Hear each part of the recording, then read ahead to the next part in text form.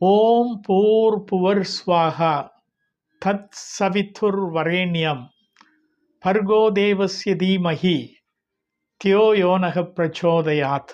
ஓம். இது காயத்ரி மந்திரம். இதற்கு என்ன பொருள் என்று சொன்னால், பிரணவ மந்திரமாகவும் இந்த பூலோகமாகவும் வியாகிருதிகளாகவும் விண்ணுலகாகவும் இருக்கின்ற யார் நமது புத்தியை தூண்டுகின்றாரோ அந்த உலக படைப்பாளராகிய அவருடைய ஒளி வடிவை நாம் தியானம் செய்வோம். இதுதான் இந்த காயத்ரி மந்திரத்தினுடைய பொருள். அதாவது ஓம் என்பது பிரணவ மந்திரம் என்பதாக சொல்லப்படுவது, இதை முளை மந்திரம் என்பதாக தேவநேய பாவாணர் அவர்கள் சொல்லுவார்கள். ஓம்